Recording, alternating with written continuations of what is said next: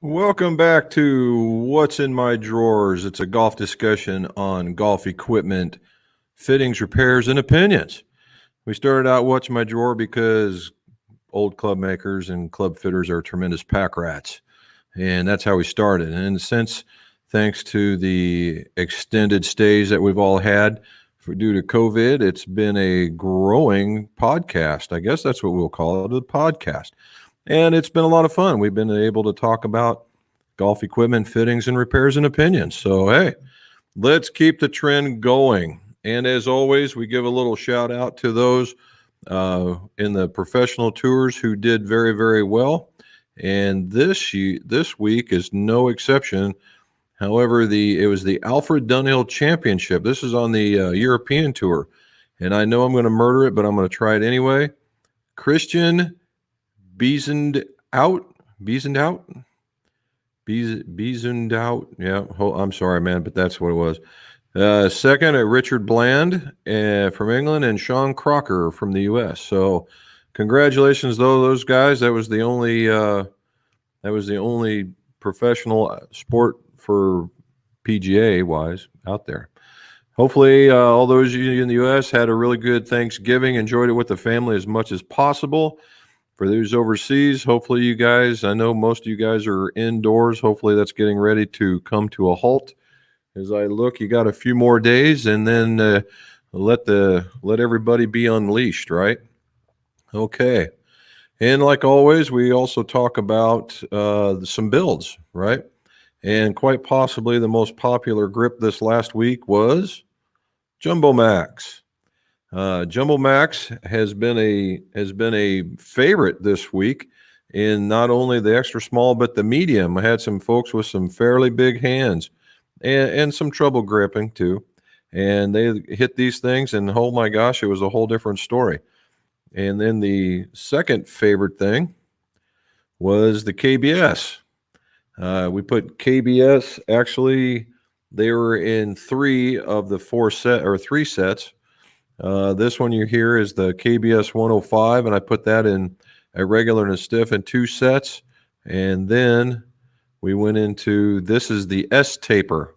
The S taper went into a set of tours, which is these guys. And so what we did there, this is going to be the subject of a video, not this. Well, actually it is. It's going to be a subject of video tomorrow. So make sure that you tune in tomorrow, 7 o'clock my time. In the morning is when it's going to be released on fitting a zero handicapper. And he brought these in and we tweaked them, and it was very amazing. I got a couple of impact tapes here for you too. And then this was the other set. This is the, I believe these are the Hot Metals, not the Hot Metal Pros. The other, are those the Pro models? They might be. Anyway, I did a set of Hot Metals and a set of Hot Metal Pros, and they've all turned out well. If you see into the background, you can see the 921s in the gap wedge and the sand wedge. So all went well with those guys. I like the way that they turned out. Not too bad. And so to kind of go with the zero handicap, we're going to keep going with the fitting motif in that. So we had a guy that's a zero handicapper, probably plays to more into the plus. And he's been winning everything he looks at. And he came in, he said he got himself a new set of irons. He wants them tweaked as much as he possibly can because he's going to work with them for a year because he has aspirations of going to the championship tour. And the very first, so I said, you've always been playing stock? And he goes, yeah. And he's a little bit taller than me. He's probably 6'2"-ish, 6'3"-ish. And he's always had this scrunchy stance. And I was like, oh, do you like being a little taller? And he says, yeah. I said, okay, let's do a length fitting. And that was the first one at the normal length. Not a bad pattern, but all in the heel. He's getting it out there, but not like he should. I give him a 1/2 inch, and that happens. All right, and that's more than a couple of hits right there. So all that happens just in the length, and not only because of that, the quality of hit went way up, and then what happens is the quality of hit, and then you gain distance. You gain confidence because it feels better. You swing it a little bit easier, which means that you swing it a little bit better. And he was really sticking it out there pretty far. And then what we did is that once we had the right length and we did a line angle test, he needed to be about a degree flat. And that put him out a little bit further. And he had a landing pattern that was extraordinarily tight. So we went and looked at his clubs that he had just bought, and we had to extend them, but they played a little stiff. So, and we saw that in our acceleration profile. So I suggested that we soft step everything in order to bring down the flex, because the dollar tapers tend to play a little bit harder than advertised, and to bring them down into a point where he could still step on it and get what he needed out of it, but not have to step on it, right? And he, we had it made, and I had the 6-iron was still drying when he came in, so I had him hit the 7, which I had done earlier, and I had him come in here and hit. And this is a guy that's landing left, right of the fairway center line all the time. And I gave him the 7, landed in the middle. And that's what we wanted. Not only that, but he was landing his 7-iron where he has to work to get a 6-iron net, or he landed his 7 where he normally has to really punch one with a 6 to get to. So all in all, it was a good thing. He left with a smile on his face. So that's really what we wanted. So there's a good one. Upcoming, and you guys, I know some of you guys out there are Hogan fans. I was sent a set of Hogan Pros, Apex Pros, and I don't mean the new ones. I mean the old ones, right?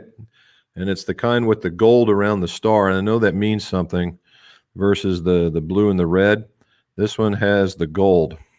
However, I ran across something a little bit different that I've yet to see. And how many of you guys have seen this? An F wedge, right? Yes, I know the F can really mean a whole bunch of different things out there, particularly when you hit a wedge if you don't hit it well. However, that's the first time I've ever seen an F on the bottom of a wedge. So that's pretty cool. I did measure it out, and I know what it is. But so this is a set from Michigan that we are totally retooling. We're totally retooling it, stripping it down, putting it back together, because apparently where he had them assembled before, they had a propensity of heads flying off. So we're going to try and fix that. So outside of that, that's what's going on here. So again, for those of you that are just getting with us, don't forget to subscribe to this particular video and to the channel if you haven't already, and check me out on the other bonus social platforms that you see down here below. That's scrolling, and that way you get to see more of what we're doing. Although this is turning out to be quite the little prelude to all the other stuff. So, all right, we're already at 50 plus comments. So let's get to the top. All righty. Doug's already in the house. He's checking in, and in Florida. Well, I will say this, that we did have snow flurries today. It's in the 30s, going to get ready down into the 20s. Not conducive to golf. Last Friday was probably the best day for us, and I was doing fittings. So there it is. All righty. How should you correctly tip a hybrid? All right, Doug. So each manufacturer has a different philosophy on how to tip, and that's the part that really brings into the skill of the club maker and the fitter, right? And knowing what manufacturer likes to do what. However, as a whole, when you get a hybrid shaft, it's really made for basically a 2 or a 3 hybrid, right? And again, I say 2 or 3 because some manufacturers, a 2 is an 18 or that's adjustable down, and some that's a 3. Okay. So in that neck of the woods, it would be starting at that. Personally, I would go at 1/2-inch increments until I wanted to get there. Now, there may be some, if you go from a 2 to a 4 to a 6, you might want to take it a little bit more. But as a whole, check what the manufacturer wants to tell you on that. But as a whole, I tend to go a 1/2-inch per club. Daryl in Minnesota. Yes, the weather sucks here for golf. Oh, that's pretty good. All right. How much Does flex face add for distance on its own? And if it's free yardage, why isn't it on 90% of the new clubs? Thanks.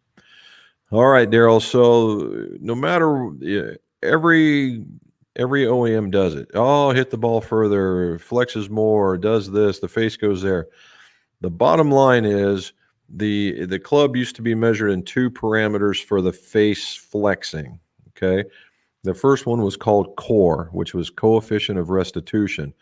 And that was derived by you take the head and you set it here, and over here was an air cannon that shot a pinnacle gold golf ball at 100 mile an hour.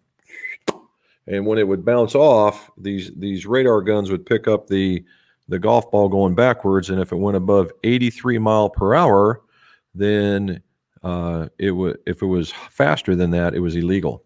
If it was lower than that, it was fine. Now, what happened? Why did we go to another one? Well, if you were playing on a tour and I was playing on a tour, and you said, "Hey, Jim's hitting the ball far too far.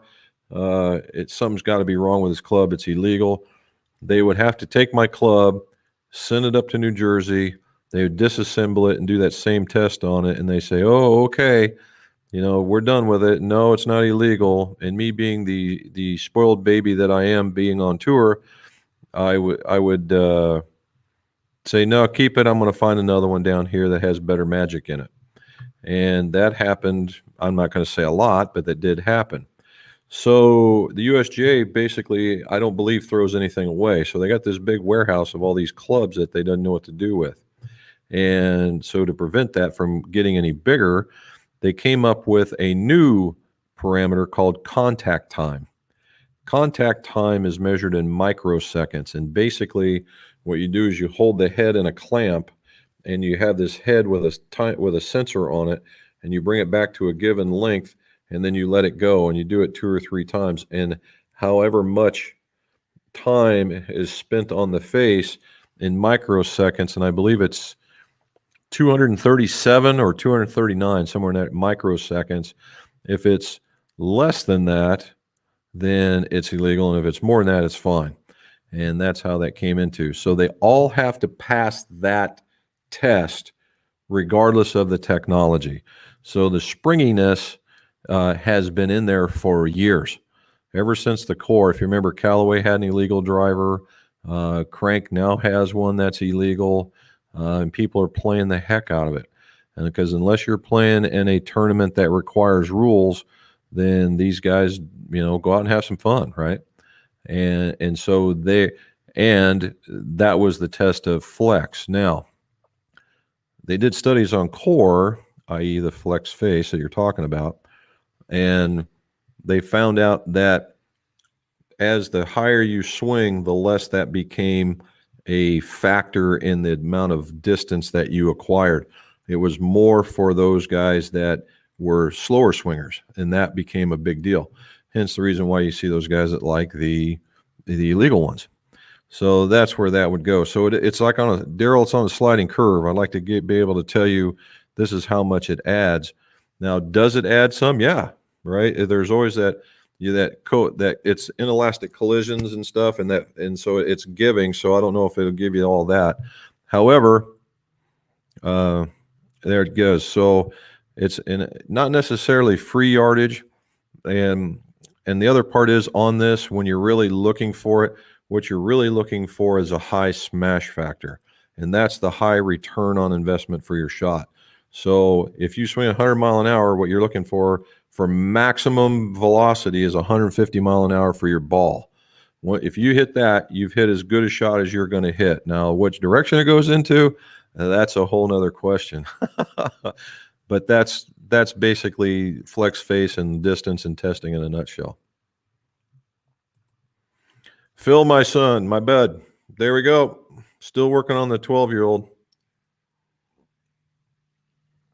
Okay, how do you turn down ferrules without a belt sander? And what grade grit do you use? And also how to get the shine back up. Okay. Now, I did show this on one of my videos that talks about finishing a ferrule. But what I would recommend, over here in the States, they call it emery cloth. And emery cloth is basically, it's sandpaper that's about 1 inch wide, and it comes in a roll. And we used to use it when I was being more of a mechanic. It was that stuff that we used to, when you would solder copper together, when you needed to clean up pieces of metal. We used it to do that because it was just hard enough grip to make it go, but not so rough to just eat up every bit of the surface. And I think that you could probably get away with, in a ferrule, I wouldn't go any higher than a 120 grit.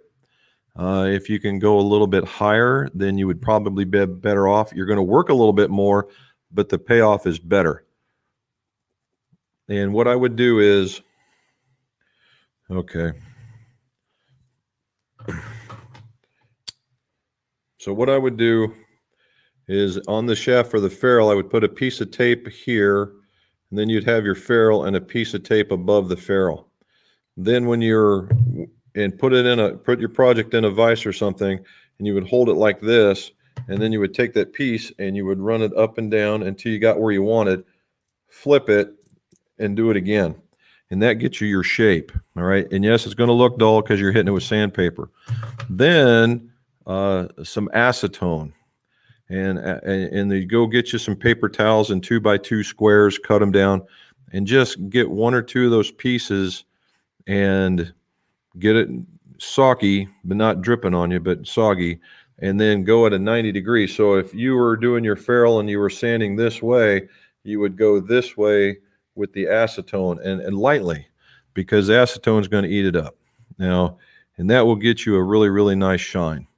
You can add some car wax to it if you wish, but those are the first two steps are the main characters. Now, I've heard of people using nail polish.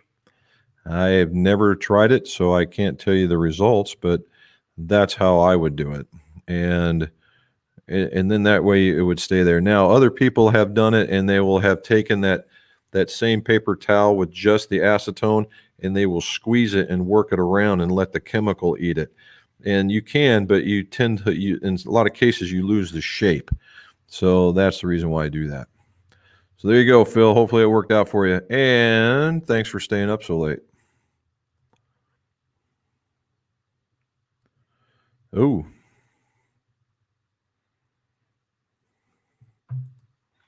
There's Jack. Yes, and it's too cold down here too, bud.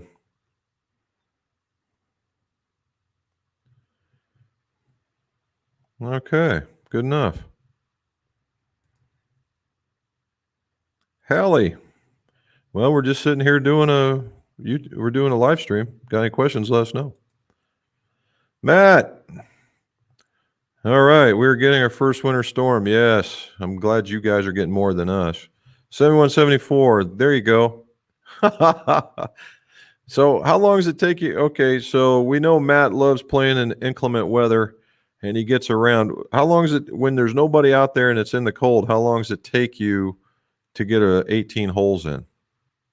That'd be something to know. All right. Can I put wax on my clubs in the winter, or should I wait until spring? Matt, you can put wax on your club anytime you doggone well please. If you're putting them up for the winter, because wax is a protective coating, right? I'm never ever going to talk bad about wax. So if you guys clean up your clubs, particularly if you guys, so here's going to be another video coming. We're into that point in the time where the clubs are going to be start putting up. Now, some of the guys in the South, not so much, but up here, yes. And when you get ready to put them up, most guys will just throw them in a bag and put them in a garage or in the closet and forget about them, and then wonder why they're so cruddy when they bring them out. You do yourself a favor, keep the condition of your clubs in tip-top shape so that you're ready to go no matter what, and the longevity of them, right, is clean them up real good, do the grips like we've done in the past with the microfiber tour towel, get it to where it squeaks, it'll be fine. Wipe down the shaft and the head, get all the goo out of the lettering and out of the grooves and whatnot, and then hit it with a car wax. And it doesn't have to be a special car wax. In fact, cheaper the better. I use that hard shell finish stuff, and just put it on there, go all the way in, come back and wipe it off, and it leaves just a little coating on there, and it protects the clubs from the elements, even if you leave them in the garage. and then put them in the bag that way. And in reality, before you do that, turn your bag upside down and knock all the dirt that you just collected by putting all those clubs in it, and then check that small pocket that you put all your stuff in, and just see how much change you have in there. You might be able to go buy something. But that's what I would do, and that's what helps you keep them nice, and that's what keeps them going well.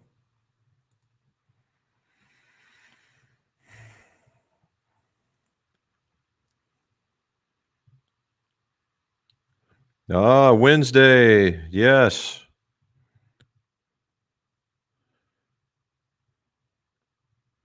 Okay. Well, Dave, again, thank you for staying up so late there, being in England. Okay, Junior Fairway Wood shafts. What's your choice? I am a fan of the Acra SRT. Okay, it's really made for a junior that's got some talent. Not I wouldn't say it's not for a beginner, but for somebody who's genuinely interested in playing golf, that's getting out there and enjoying the game, it'll help them out.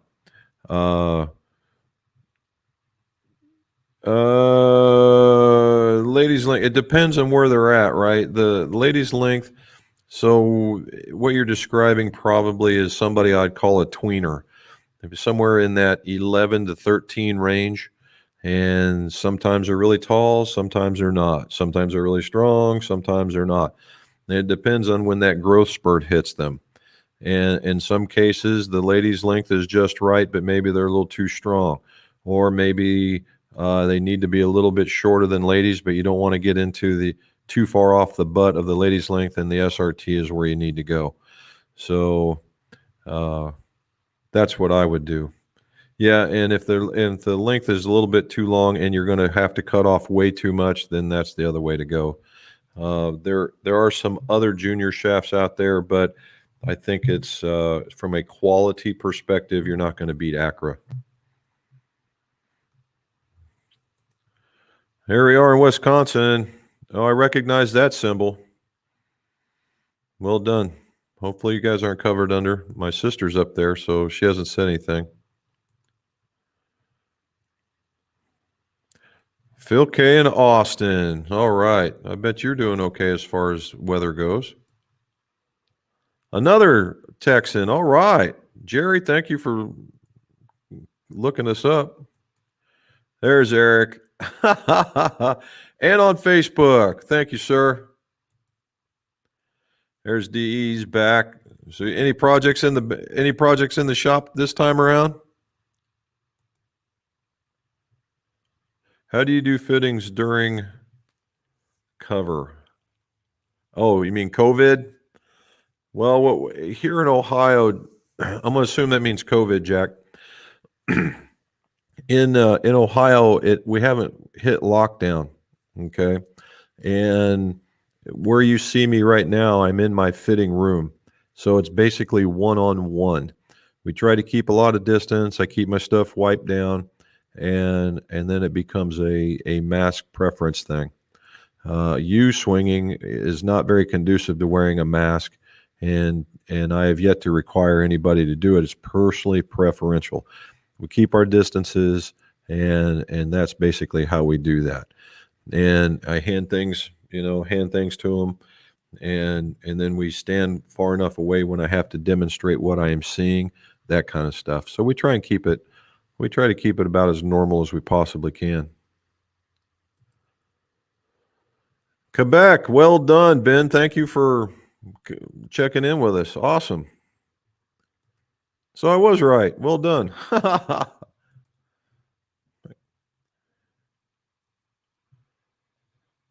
Yeah, yes, she does, Patrick. She's a big reason why we're doing what we're doing. All right, Willard's in the house. Are you? How much snow did you get? Here we go, Wakefield, UK. Well, Stephen, thank you, sir. I'm just impressed with all the folks from the UK, England, all that stuff. Harlan, what's your opinion on shaft tips versus lead tape on iron head itself? CG will be more affected with tip weighting, correct enough to matter.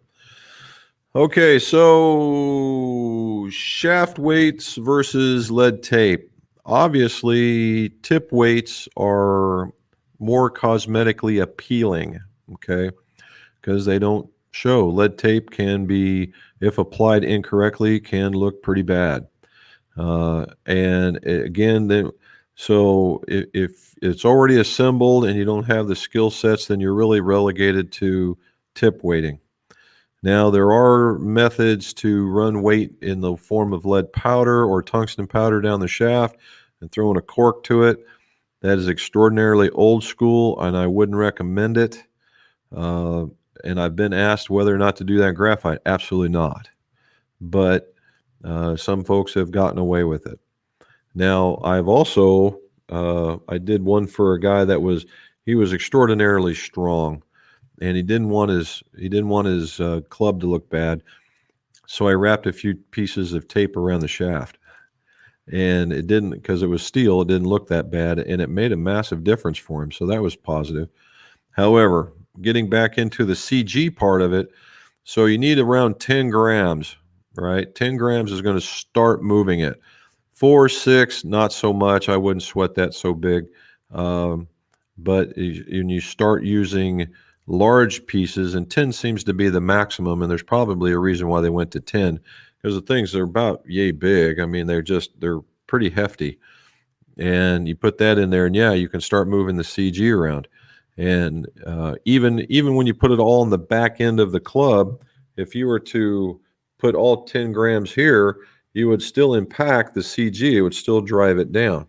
If you put it in here in the hosel, it's going to want to pull it this way, and ever so slightly, because at 10 is when things start moving. So I wouldn't get too worried about if you're putting a 4-grammer in there. That's normally just to help you get with swing weight, and you're not going to impact the physics of the head. Now, when you put it all, here's another part of it. When you put more in here, then what you're going to have is the tendency to want to close the club and hit the hook. So if you're a guy if you're just turning the club over, then you may be relegated to just putting pieces of lead tape like right here, okay, to slow the head down just a little bit. And I wouldn't go overboard at first. I'd just try little bits and pieces and experiment with it. That's the whole idea. All right, George, thanks, buddy. And we had 2 kinds of turkey. I smoked a turkey breast first time this year. I think it turned out pretty good. Had the neighbors over. They it was a good time with them. Brought over some green beans and an apple pie that was just out of this world. And then we got to go up to their house and we redid it all over again. Holy moly. So it's a good thing we didn't have to go far, because I was getting ready to slide into a food coma. All right. So what do we hear? Came across the 762s. What are your thoughts? 762s. All right, let's start off with Titleist doesn't really make a bad club. Not many of the OEMs do, right? If you saw Golf Digest come out with like the 10 most epic failures in design, that kind of stuff, and Titleist wasn't on there. So I do like them. They're going to be hard to hit because the center of gravity, the sweet spot of that club is that big. Okay, that big. So you got to be really, really careful. If you like the way they look, I mean, there's some guys that can hit those things and do very, very well. But Titleist makes a good club. If it's within your wheelhouse, if the design's within your skill sets, then have at it. Stephen Tate from Facebook. Thank you, sir. How do you go about changing an older ping putter shafts that have the ball bearing in it? Well, there's 2 ways. One did not do is a method I have never in my life had good success with, but I know people that they put them in the freezer and then they run it, and once they're frozen, leave them sit in there for about an hour or 2, and then we'll run out to their shaft puller and pop it out. I have never had that work for me, not once. So that's a bit of an issue. The way that's worked for me is you got to get underneath where the shaft goes in, and you drill a hole. And when you drill that hole, then you secure the head in there, and you take a punch, and you punch it out and push the ball up into the shaft. And when you push the ball up into the shaft, then it comes apart just like any other club. And then there's a whole nother issue about putting it back together. Oh, yes, she does. There she is. Which KBA shaft is the most similar to the Project X LZ 6.0? That's a good question. Let's see. The LZ. I do like the LZ. I played those for a while. Maybe not the 6.0s, but I did play them. Oh, let's think about this for a moment.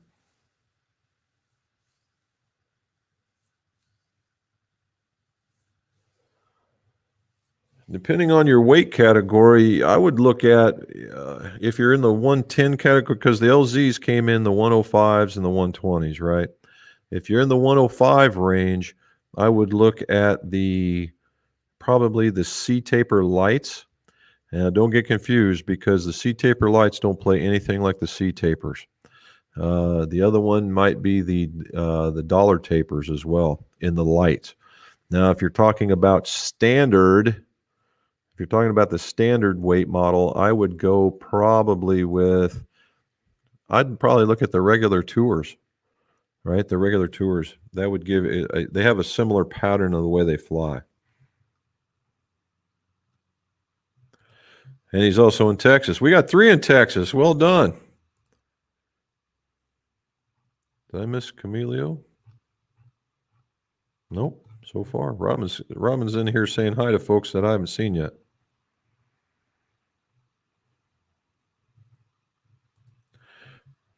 Yep. There we go. Bogota. Thank you, sir, for coming in again.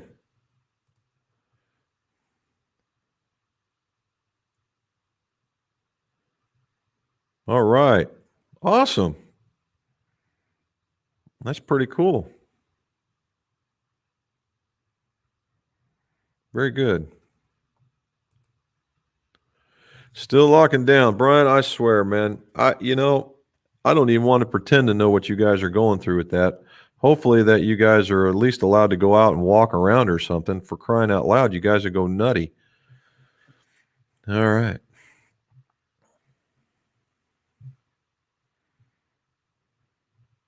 Here's Camilio. Question of the day from Camilio. Awesome. I want to change my grips on my clubs, but I am concerned about the Golf Pride counterfeits. How can I verify them? Well, of course, I did do a video on that, and the only reason why I realized it was the texture did not feel the same. And it's just because we've gone through so many of those of that particular type. It was the CP2 wrap, and the CP2 wrap has a particular tack and a particular grip or texture. And when I went to put this on, it was just extraordinarily rough. As a whole, from a counterfeit point of view, because I've given a few, I've been asked to talk to QA people about counterfeits. 9 times out of 10, the counterfeit will be heavier because they don't want to take the time to be an exact duplicate. It's just all about speed and time because they're not going to charge you the same price. Which brings me to the second spot. The chances are, if you're on the internet looking for these things and the deal seems to be just too good to be true, it probably is. Okay. So, buy from a reputable spot, and then you most likely will never go wrong. That's what I would tell you.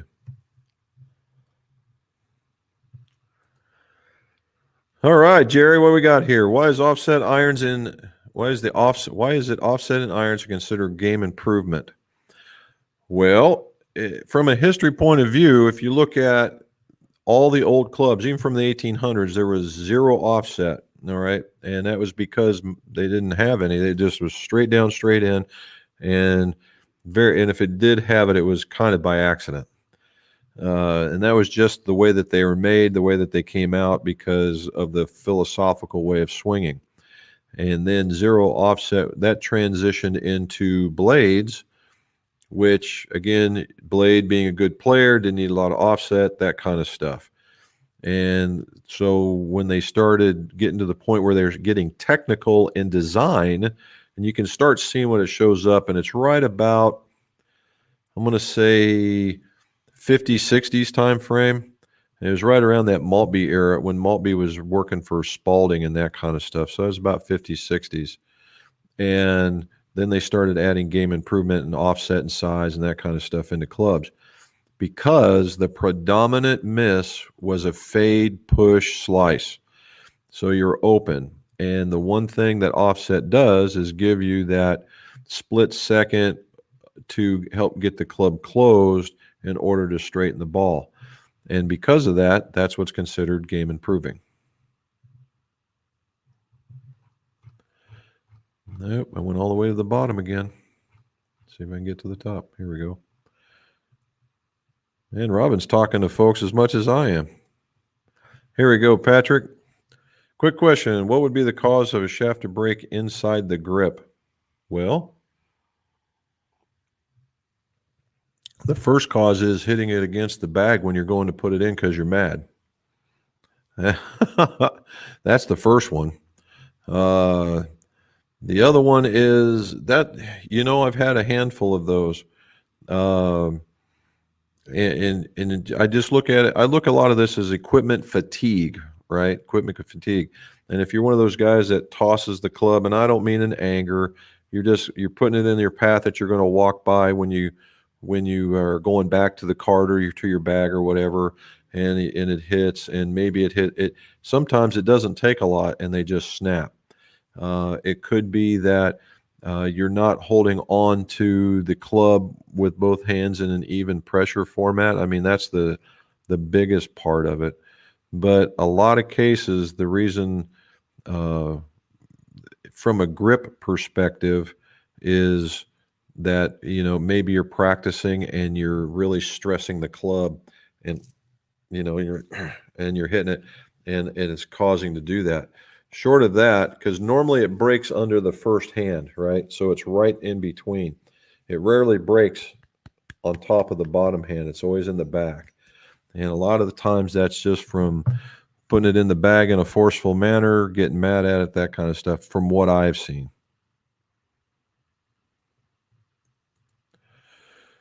A little late tonight. Yes, Russ.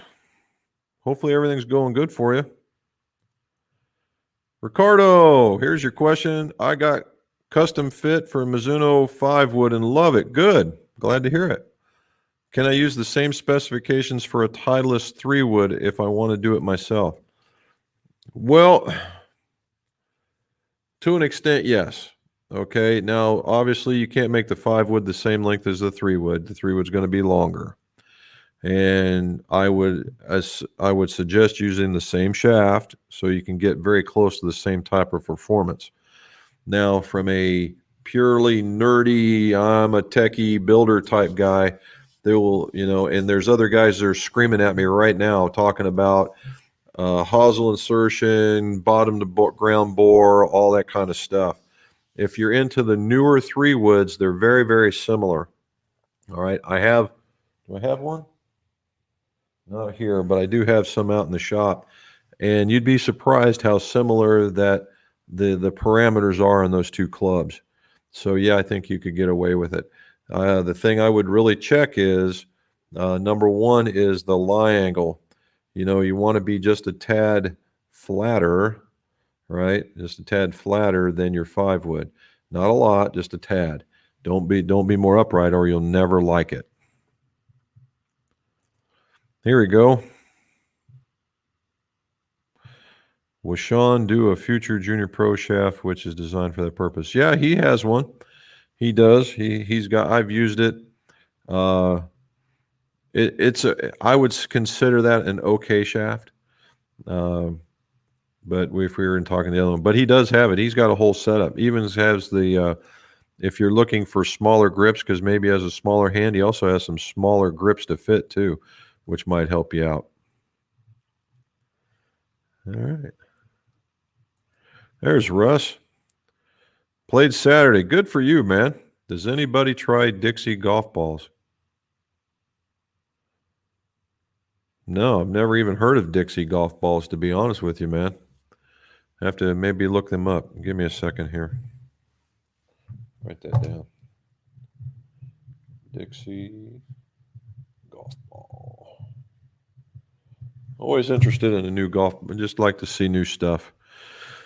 Which is going to be kind of different, guys. There's no PGA show. They say it's all going to be virtual, and I haven't heard the first thing about it other than it's going to be virtual. I'm trying to chalk this year's journey down to Florida up into a lost cause. Unfortunately, I just like going there because, number one, you get to see some old friends, whether they're the ones behind the desks selling stuff to you. And normally we meet up with some friends. I've got a good friend in New Hampshire that we meet every year and go out to dinner, get to see some new club maker types at some of the specialized fitting groupings that we have. And you just get to learn and pick the brain of some of the guys that are really good out there. And it's been a lot of fun. I'm going to miss not going. There's my man from Sweden. What are you doing, man?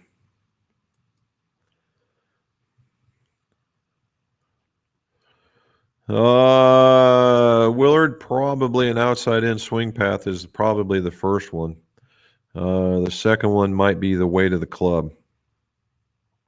And I would check that. Now, if everything was good, from an OEM perspective, that would mean that your club is too short. There's 3 things to sink in. Hey, Scott, what do you say, man? Same to you. Hopefully you got it. So, how did the golf course end up this year? That's what I want to know. I've had a few buddies.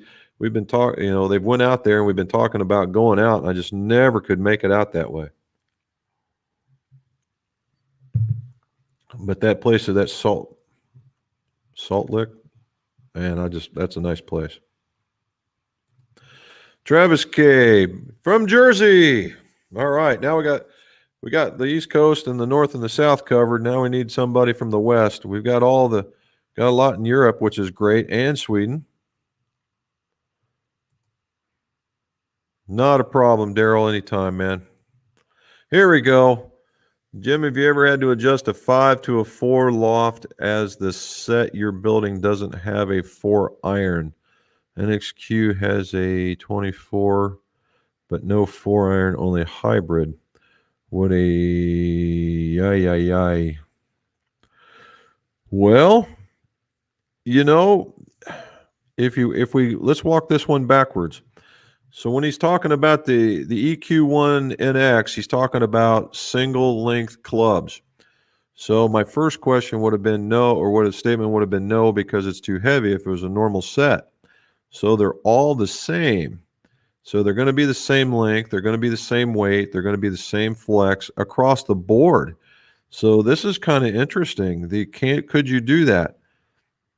I would say you probably could. Now I would be careful about. I would be really careful about bending it, because if you're going to go, 4 degrees, 3 to 4 degrees, and that's a multi-piece head. And you have a real opportunity to pop it apart. And that's the part that would scare me.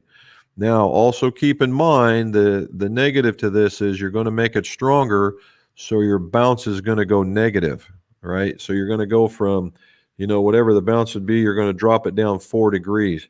And so if you're a divot taker, you have just turned that thing into a shovel. Outside of that, if you're not a divot taker, you're more of a sweeper type, I think it would work. So that'd be neat. If you do that, let us know, preferably next week, right? That'd be great. SST pure and graphite shafts. Somewhere along the lines, I get asked about this. Out of all the shows, I think only once or twice has not been asked. This is a chicken or the egg kind of thing. Let's start with that. And what I mean by that is there is clearly evidence that the aligning a shaft in a certain method, in a certain way, works. There is also evidence to show that it doesn't make a difference depending on your depending on the type of shaft that you get. So what does that mean? The argument would be is if you're buying a high quality shaft, which tended leads to high dollar, then the answer would be no. However, I have got guys that come in here and absolutely demand that I do that kind of service, just not SST, with their clubs because they are convinced beyond a shadow of a doubt that it helps them out. Now, my opinion would be is that if nothing else, whether you believe that it helps you out or not, you are making the club more consistent. All right. You're making the club more consistent, whether it's whether it's giving you an advantage or not, the club is still going to be more consistent. And if you do it from one to the other, they all act the same. That's my take on it. Now, the SST does in computer what I do in analog. And yeah, I'm convinced that it makes a more consistent. It's like add on to swing weight matching, making sure that they're all wanting to be the same so they have that good feel.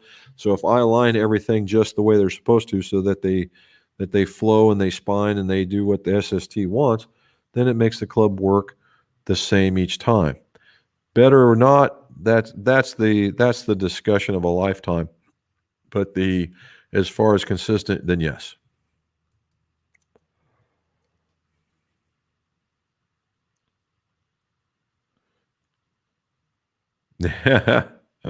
Mid 40s in Florida. You guys are going to be in parkas.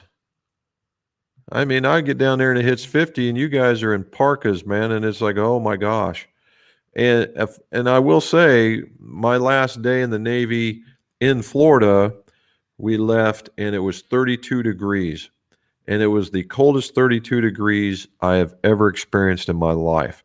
The humidity is just crazy.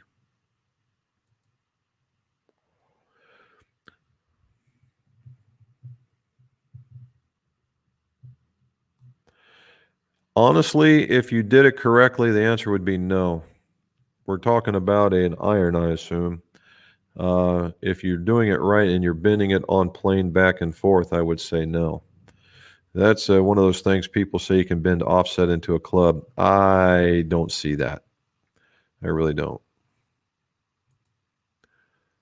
Hour and a half walking with the trolley. 18. Thank you.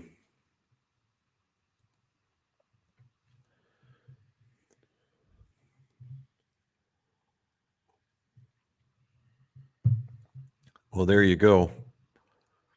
Yeah, we call it brazing. Well, brazing and soldering. Brazing was so what we call soldering here, Phil, is more has to do with, well, it could go either way. It's soldering with, a flame and you're using the lead feed and you're using the soldering. Where brazing was more with a torch, right?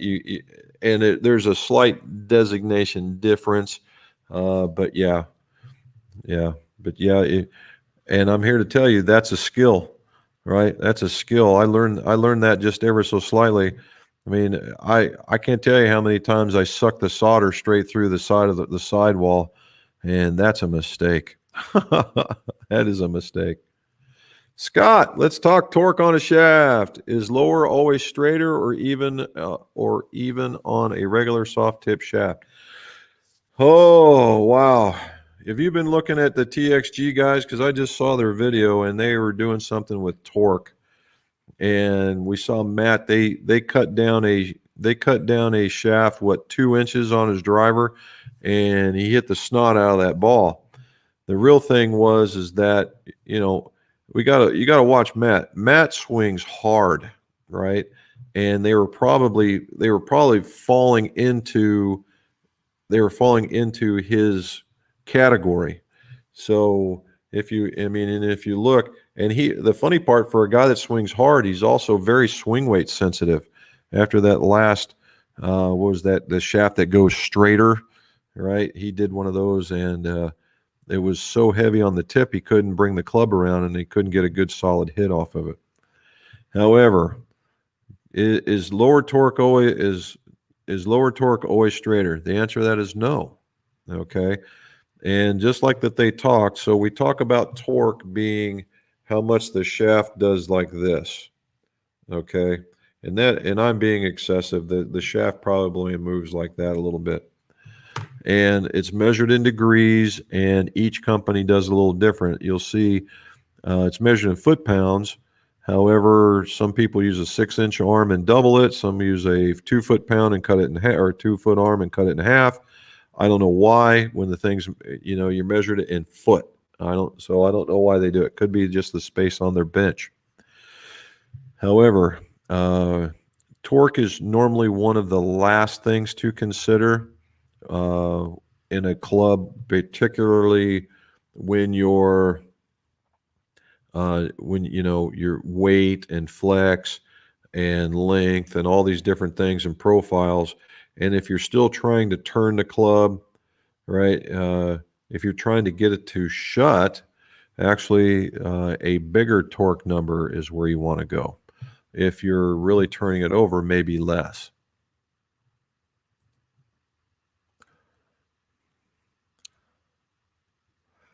Okay, just tried out some bigger grips last time we discussed. Yeah, went to the OS and wins. Those are nice. Given some feel and same weight as the existing grips, working well. Just broke 40 for 9 holes. There you go, dude. Well done. Glad to see you like it. So did it loosen up your grip pressure and allowed you to swing a little bit easier? Is that what happened? Let's see. Let's let us know. All right. What do you think about the Huntington Soft Beach putters? I tested them today and loved the feel. So did I. I saw the rep and I did test their latest one. I'm going to assume this is the latest one because I'll be candid. I really don't know too much about their entire line, but their very latest one was very, it was very soft, and and it felt real soft is because it had, the two bars that were off on the head. It was very similar. It's kind of like a really flat. If you took a Model 7 and you flatten it out some more, that's what you would end up with.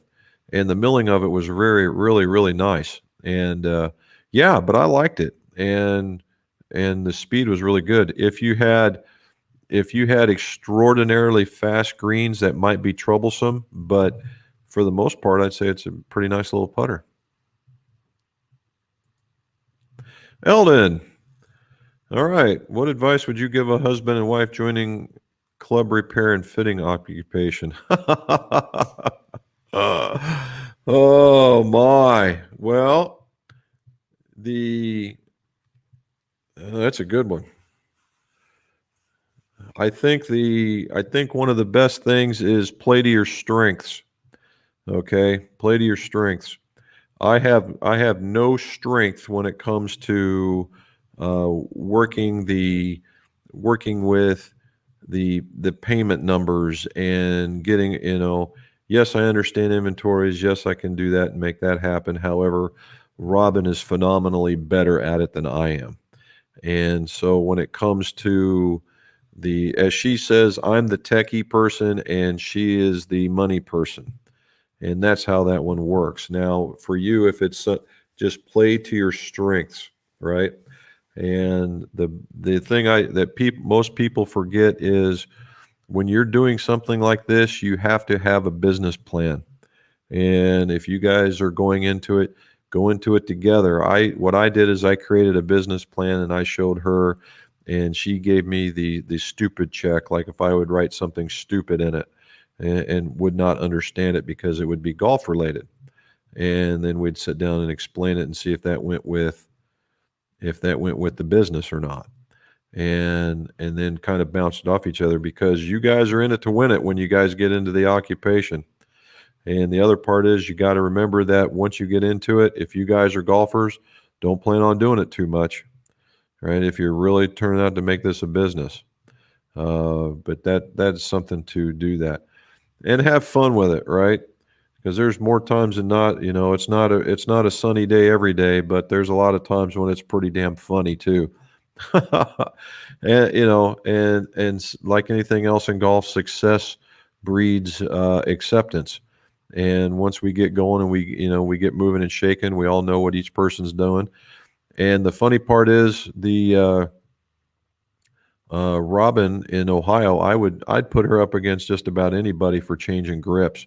She's taken on changing grips, and she's taken it on like a pro, and does very good, to the point she has her own gripping station right out there, and she's right next to the grips, and they come looking for her, right? They don't come looking for me; they come looking for her, but the rest of the stuff, that's me, and then I look up and interpret all the other stuff. So distinct job,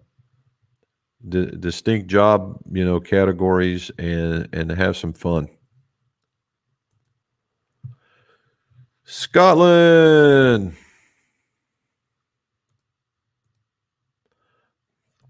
What do I think about even flow? I like them. I first got a hold of them when they were in the Rogues, right?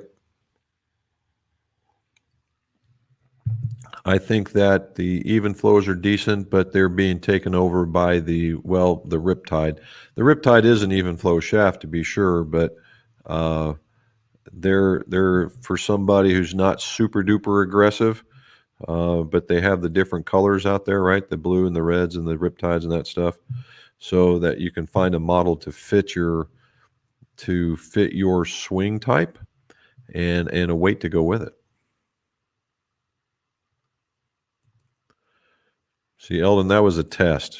Now I'm going to find out whether I answered it right or not. Kurt Busch from Denmark. Look at that. Thank you, sir. Thank you for coming and waiting up all that time frame. That's great. No snow, just a lot of rain. 3 to 6 inches. Woo! Okay, and yeah, Matt's probably going to be under. I'd like to see if he hits a one of those fluorescent golf balls into the snow. Just got M5 driver and put weight on the toe and makes me hit it straight down the middle. There you go, man. That's weight.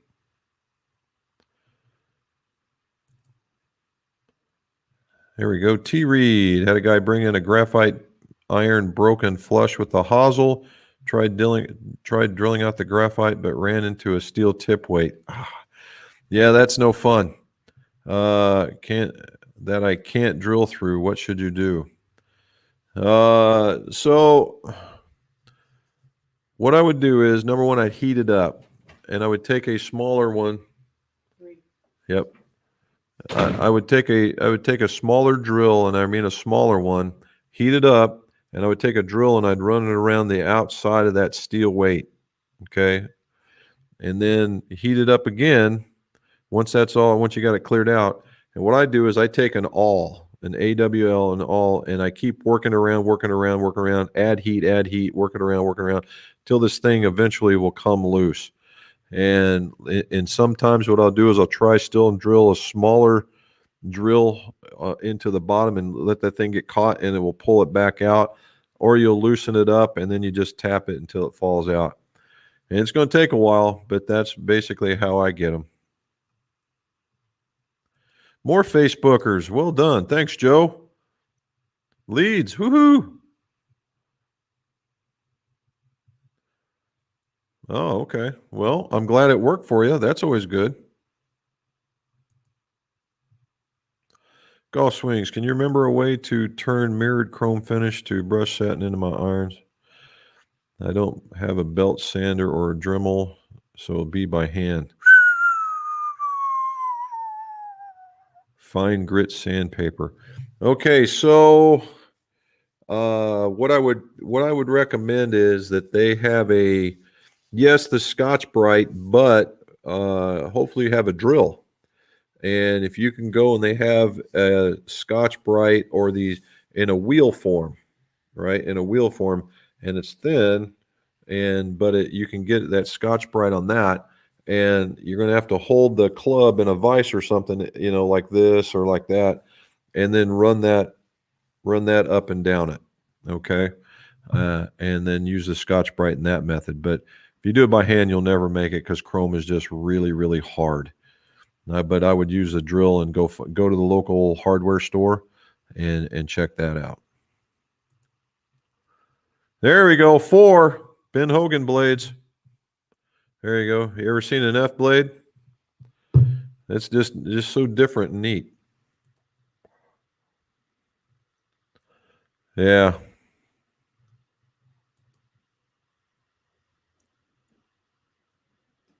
Good. I'm going to have to do that again. I'm doing that for a buddy from Michigan, so we're going to find out how good I really am. There's Dave. When measuring a driver shaft with a tailor-made tip adapter, do you measure the shaft tip, the shaft with the tip pre-installed before trimming to final length? No. Oh, you're okay, Dave. So even with the let's start over. Even with an adapter, albeit whether it be Callaway, TaylorMade, doesn't matter. There's still amount you've got to tip, right? Or there's amount that you've got to make up for. So 9 times out of 10, what I do is I measure on the TaylorMade. They normally have that gear at the bottom, and I go just above it to where that shaft is at, and then I measure back. And you normally have to give yourself an inch. So if you're looking for 44 or 45 and a half, 44 and a half. All right, but no, I don't include all the way to the bottom. Okay, guys, I'm down to my last couple here. Let me get back up here and we'll go. Cornwall's in the house. Thank you. Guys over in the UK, England, all that, guys, I just hope to hell that you guys have awesome weather come the 2nd. I just hope it's the best day that December's ever been. The clouds part and the weather warms up at least enough for you guys that are stout. And I just hope that it goes. Look at this, Quebec again. Well done. Thank you, sir. Pascal, well done. Thank you. Well, thank you, sir. That's great. All right, 2 more, guys, then we got to go. All right. Thank you for the knowledge. Oh, look at that. Thank you so very much. And another one asked about lie angles. Okay. I would keep the line, the whole idea here is lie angles are all the same. I would keep them all the same, unless for some reason the dude's taking a different stance, but I just don't see it. All right, down to the very end. Guys, we got to get going. Miss McGolf is tapping on her watch, and there we go. Stone lick, there we go. Dang. We'll do that. We will certainly do that in 21, buddy. We will certainly do that. Fellas, this is the first time this is a record. This is the first time I'm not going to be able to get down to the bottom. All right. So, yeah. Hopefully, guys, the ones I haven't answered, put them in the show notes and I'll get to you in that particular thing. All right. And, yep, we're going to get that. Put that stuff in there and I will get to you for that. So, guys, I appreciate it. We're 3 minutes over it, which is pretty doggone good for me. And as guys, I appreciate it all over the planet yet again. Guys, thanks for showing up. And as always, let's see your scores go low.